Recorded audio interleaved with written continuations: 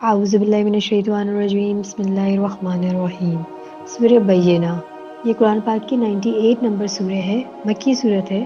اس کی پہلی آیت کے لفظ البینہ کو اس کا نام قرار دیا گیا ہے۔ اس میں 8 آیتیں ہیں۔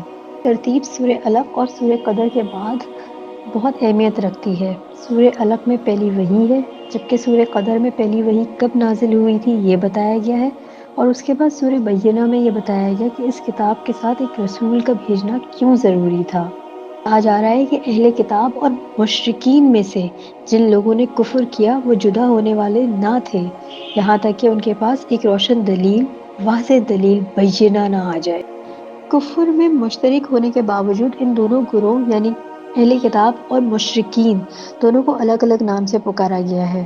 اہل کتاب وہ لوگ ہیں جن کے پاس سے پہلے انبیاء کی لائی ہوئی کتابیں تھیں، خواہ تحریف شدہ شکل میں ہی کیوں نہ ہو، مگر وہ اسے مانتے تھے، جبکہ مشرکین وہ لوگ ہیں جو نہ کسی نبی کو مانتے تھے اور نہ ہی کسی کتاب کو مانتے تھے۔ حالانکہ قرآن پاک نے اہل کتاب کے شرک کا متعدد مقام پر ذکر کیا ہے، یعنی عیسائی جو 3 خداؤں کا عقیدہ رکھتے ہیں اور مسیح علیہ السلام کو خدا کا بیٹا مانتے ہیں، اور یہود جو عزیر علیہ السلام کو خدا کا بیٹا مانتے ہیں، ان کے واضح شرک کے باوجود قرآن نے ان کے لیے مشرک کی اصطلاح استعمال نہیں کی، بلکہ اہل کتاب یا الذین اوتوا الکتاب جن کو کتاب دی گئی تھی، یا یہود یا نصارہ کے الفاظ سے مخاطب کیا گیا ہے، کیونکہ وہ دین توحید کو ہی اصل دین مانتے تھے مگر پھر بھی شرک کرتے تھے۔ اس کے برخلاف جو غیر اہل کتاب ہیں ان کو مشرک کہا گیا، ان کو کفار کہا گیا اور مشرکین کی اصطلاح استعمال کی گئی، کیونکہ وہ اصل دین شرک کو ہی مانتے تھے اور توحید کو ماننے سے قطعی انکاری تھے۔ یعنی رسول اللہ صلی اللہ علیہ وسلم کے رسول بنا کر بھیجے جانے کی وجہ بتائی جا رہی ہے کہ جب تک رسول اللہ صلی اللہ علیہ وسلم کی شکل میں ایک روشن واضح دلیل ان لوگوں کے سامنے نہیں آ جائے، وہ لوگ باز نہیں آنے والے۔ یعنی اللہ تعالیٰ کی جناب سے ایک رسول جو پاک صحیفے پڑھ کر جس میں مضبوط احکامات تحریر ہوں وہ ان کو سنائے۔ کتاب یعنی احکام شریعت جو اللہ کا رسول اللہ کی کتاب سے پڑھ کر سنائے، تو یہ بات واضح ہو گئی کہ یہ بینہ ہو گئی، اس میں کسی شبے اور کی گنجائش نہیں رہی۔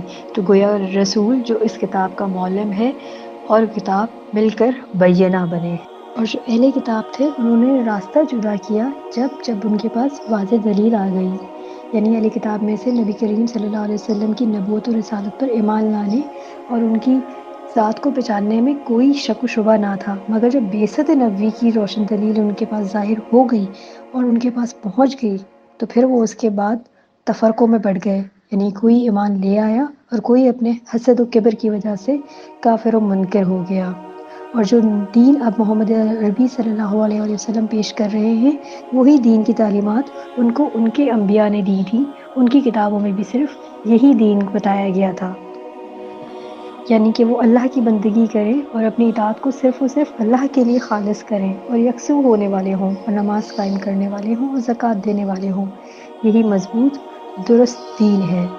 جان لو کہ جن لوگوں نے کفر کیا اہل کتاب میں سے اور مشرکین میں سے وہ جہنم کی آگ میں ہمیشہ ہمیشہ رہنے والے ہیں، وہی تمام مخلوقات میں سے بدترین لوگ ہیں۔ اللہم اجرنا من النار۔ اور جان لو بے شک وہ لوگ جو ایمان لائے، جنہوں نے نیک اعمال کیے، وہی تمام مخلوقات میں سے بہترین لوگ ہیں۔ ان کی جزا ان کے رب کے پاس ہمیشہ ہمیشہ رہنے والی جنتوں کی صورت میں ملے گی، جن کے نیچے نہریں بہتی ہیں اور ان میں وہ ہمیشہ ہمیشہ رہنے والے ہوں گے۔ اللہ تعالیٰ ان سے راضی ہو گیا اور وہ اس سے راضی ہو گئے۔ یہ اس شخص کے لیے ہے جو اپنے رب سے ڈر گیا۔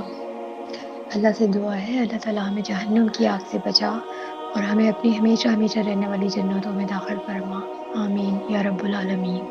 وآخر دعوانا ان الحمد للہ رب العالمین۔